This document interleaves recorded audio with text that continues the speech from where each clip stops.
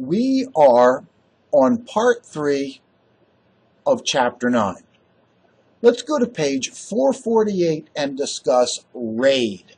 RAID stands for Redundant Array of Integrated Disk Drives.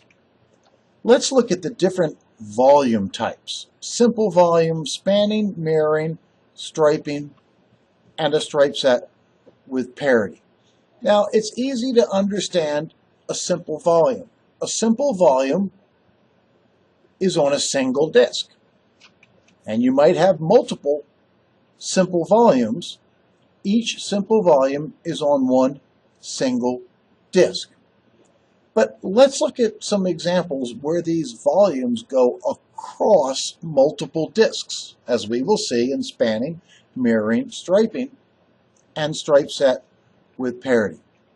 Let's start out with what's meant by disk spanning. Here's the situation. We have a computer which is a 75 gig hard disk, a 75 gig hard disk, and we have an extra 100 gig hard disk, and we have a database file which is 175 gig in size, and that 175 gig database file will not fit on any one of those hard disks. So what we do is we implement spanning. Spanning is where we logically combine two physical disks into one logical volume. So the D drive will now be seen as a single volume which is 175 gig in size. Disk spanning is used to logically combine two smaller disks to make a larger disk. There's no increase in performance, it's no faster, it just allows us to combine disks. Now let's look at RAID level 0, which is also called disk striping. With RAID level 0, the server writes to two hard disks simultaneously and increases performance, in this example, by a factor of 2. This is disk striping across two disks. Now you could implement disk striping across 8 disks. Look at this example right here. We have the number 7. Remember, the number 7 is 5 zeros and 3 ones. And if we are saving to a single hard disk, and we were saving 1 bit at a time, how long would it take to save 8 bits? Well, 8 times as long as it would take to save 1 bit. That's when we're only saving to one hard disk. But when we are using striping, we are saving to 8 hard disks simultaneously. 1 bit goes to each hard disk, and that increases the speed of our disk by a factor of 8. If you stripe across 2 disks, it increases the disk speed by a factor of 2. But if you stripe across 8 disks, it increases the disk speed by a factor of 8. Now let's look at RAID level 1, which is also called disk mirroring. With RAID level 1, the user at the workstation saves data to the hard disk on the server, and the user doesn't know it, but the data is immediately copied to a second hard drive. So if either hard drive fails, that's okay. We have the other hard drive there, and this, of course, is called fault tolerance.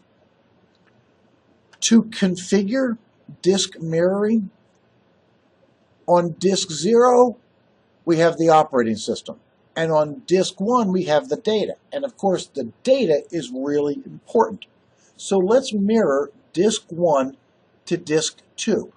To mirror disk 1 to disk 2, we right-click on disk 1 and we select Add Mirror. We will mirror to disk 2 and click on Add Mirror. And it says, do you want to continue? And we select yes.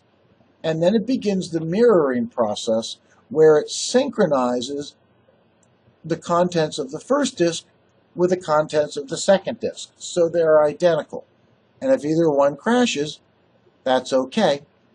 We've got the other one.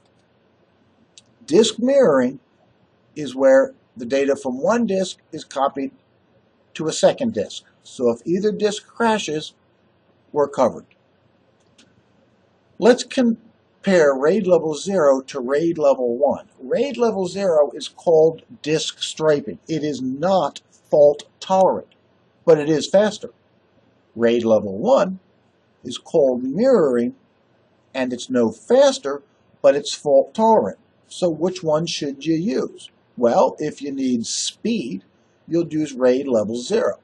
But if you need reliability, then you would use RAID level 1. So let's look at a couple of these different disk configurations.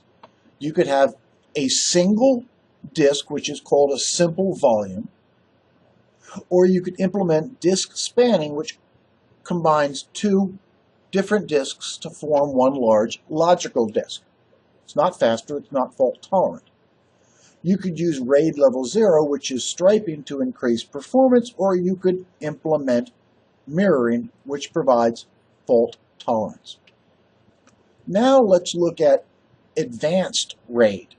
RAID 0 plus 1 and RAID 5. RAID 0 plus 1 is simply a stripe set which has been mirrored. With RAID 0 plus 1, we start out with RAID 0, which is just a stripe set, which gives us increased performance, but no fault tolerance.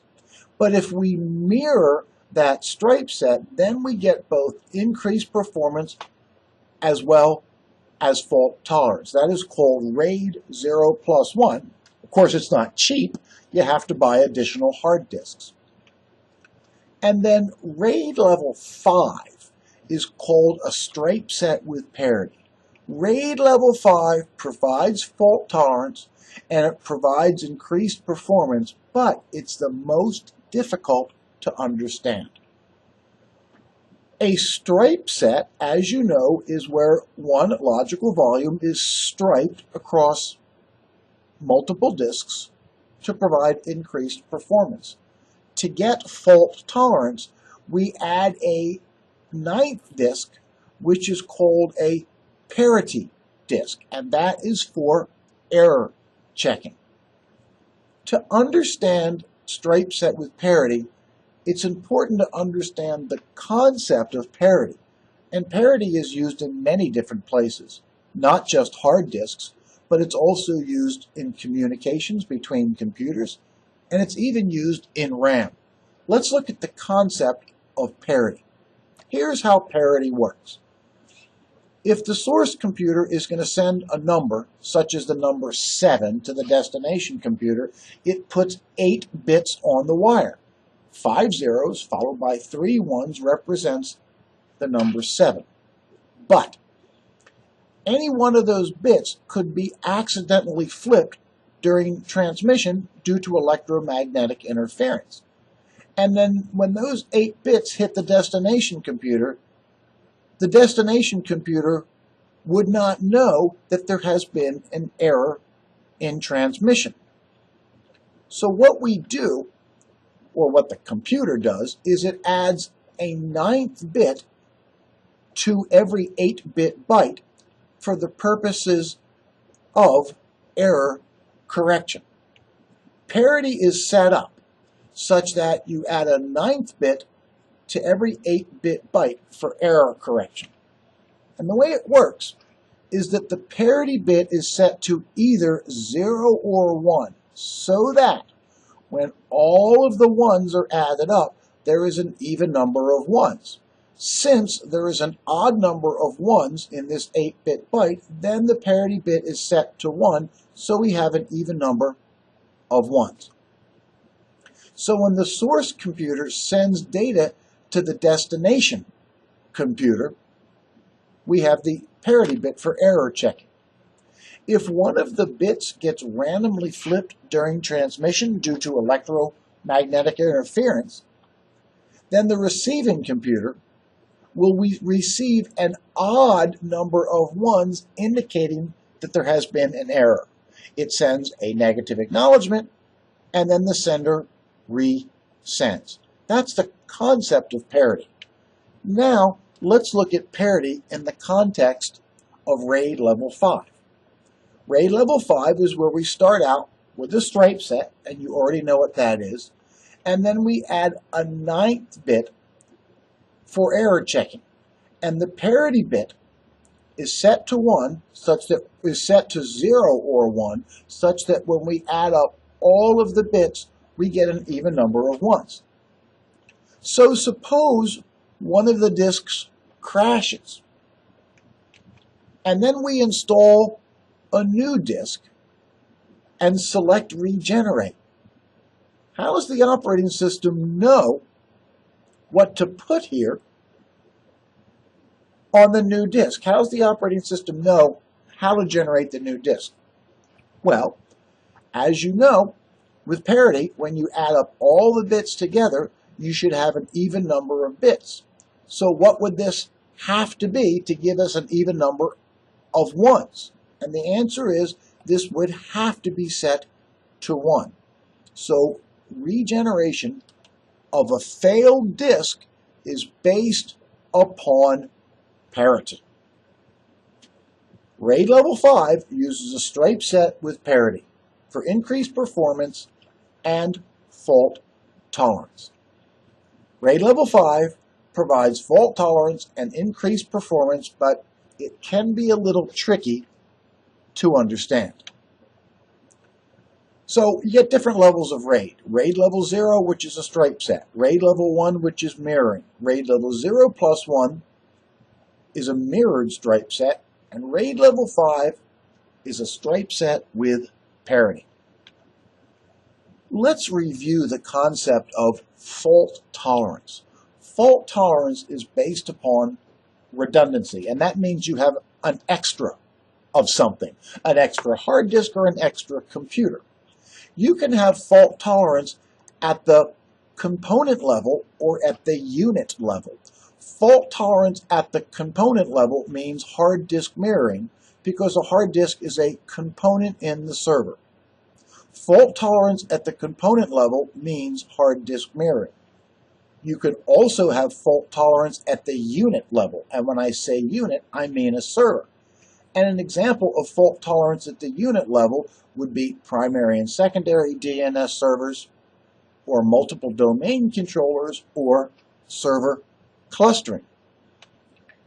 And page 449 discusses server clustering. In server clustering, you have two identical servers. And the first server, the primary server, responds to all user requests. And the standby server doesn't do anything until the primary server dies. How does the standby server know that the primary server has failed? Well, this is something called a heartbeat. Periodically, every few seconds, the primary server sends a signal to the standby server.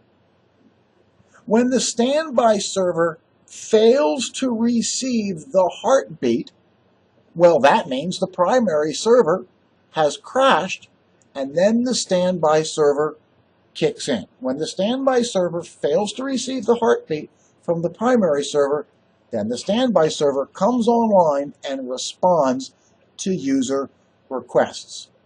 So you can see that fault tolerance is based upon redundancy. We can have fault tolerance at the component level, such as hard disk mirroring, or fault tolerance at the unit level, such as having primary and secondary DNS servers, by having multiple domain controllers, or by implementing server clustering. This has been a big chapter.